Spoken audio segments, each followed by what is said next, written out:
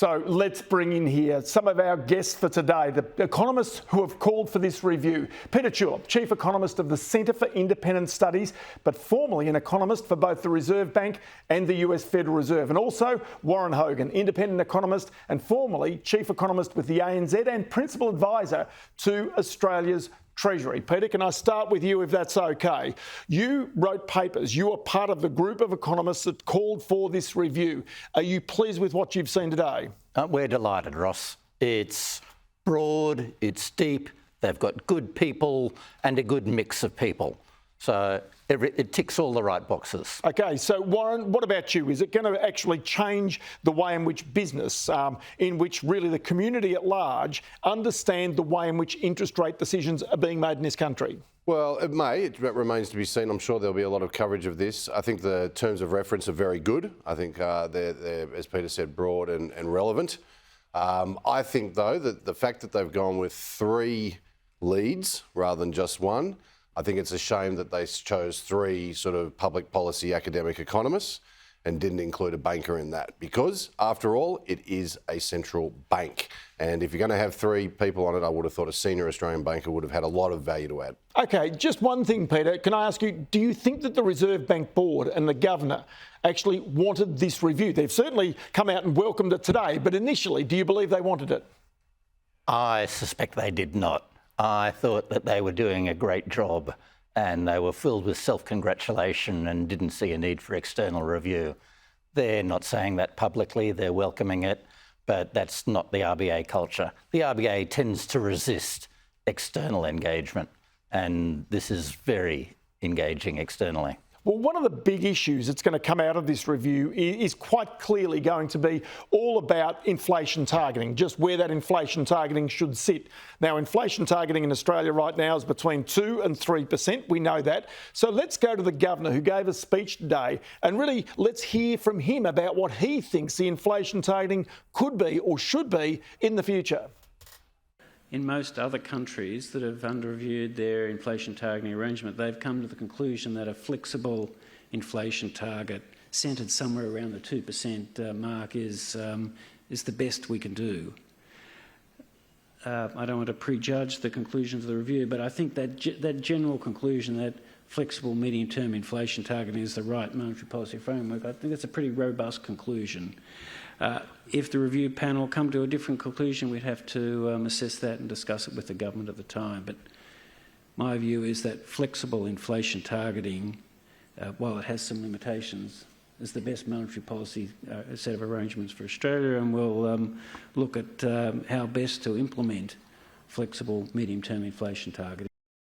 So Warren, sounds like he's quite happy to actually have a flexible arrangement, almost telling the review perhaps that's what the conclusion should be. Well, he's not holding his view back. And look, I tend to agree with him that inflation targeting remains the right way to go about it. The question I think has to be addressed is the 2 to 3% inflation target set up in the early 1990s the right thing to still have? And the reason I ask that is that it is higher than the rest of the world. Now, there were excellent reasons why they went with 2 to 3% back in the early 90s, but they have to ask, are those reasons still relevant today? I don't think they are. I think we need to align with the rest of the world. And interestingly, the Bank of Canada representative in the review, Caroline Wilkins, I think the Bank of Canada's target of 1 to 3% is the right way to go forward. So it'll be interesting to see how that plays out. Because that's one of the issues as to why this review was called. Why you, as you know, of many called for the review was because for 7 years before the pandemic, before the recession, the inflation rate was below the target and the Reserve Bank did nothing. So this is the question about the efficacy of the Reserve Bank, whether it has actually acted in the best interests of the Australian economy. Warren's questions are important and interesting questions that the review should answer and address, but I think they're secondary. The problem is that the Reserve Bank doesn't hit the targets it's got. So changing the targets, what's the point if the bank's going to ignore them? We need to somehow change... Isn't that what they call a flexible target? We need to change the governance structures of the RBA so that it actually hits a target before we worry about what that target's going to be. Otherwise, they'll just ignore it. So what you're saying here is that the Reserve Bank is reactive, it's not proactive. And we've seen that really in these latest rate moves where the rest of the world is well ahead. It's anticipated inflation well ahead as what the Reserve Bank here in Australia has. Yeah, I think the Reserve Bank got very badly burnt by the experience prior to the pandemic, where they were continually expecting inflation to return to the target. And so they did so many bad forecasts, they wanted to wait till they saw it in the data. And they waited till it was really obvious, which was too late.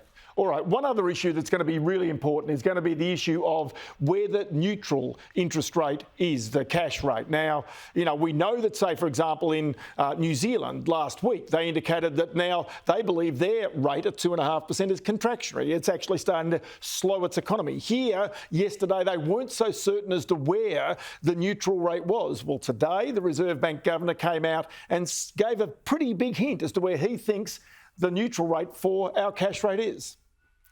I think 2.5% is our rough estimate, or at least 2.5% of the neutral rate. So at some point, I imagine rates will get to at least that level. How quickly we need to get there, and indeed whether we need to get there, will be determined by the inflation outlook.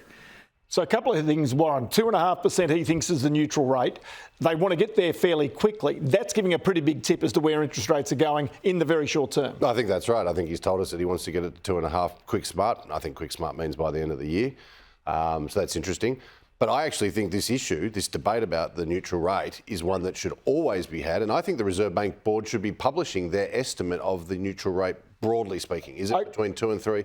I think this is something that should come out of the... Right, and the one last one I want to show you before we go very quickly, and that is the Prime Minister today. He was interviewed and asked about all of this. Here's what he said about interest rates. The Reserve Bank will make its decisions based upon their assessment of where the economy's at, but they need to be careful that they don't overreach as well.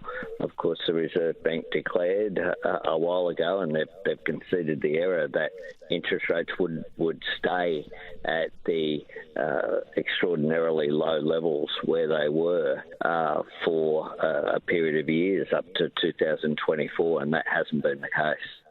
So, Peter, the way I read that is he's saying you made mistakes in not raising interest rates quickly enough. You made mistakes in telling people that rates weren't going to move until 2024. Don't make another mistake now. Yeah, I think people exaggerate the recent mistakes. Remember that Jim Chalmers called for a review before inflation took off, over a year ago. So the reason for this review is not to look at the recent mistakes, embarrassing as they've been, is to look at longer term problems. I've got to say thanks for your analysis today to Peter Tulip and also to Warren Hogan.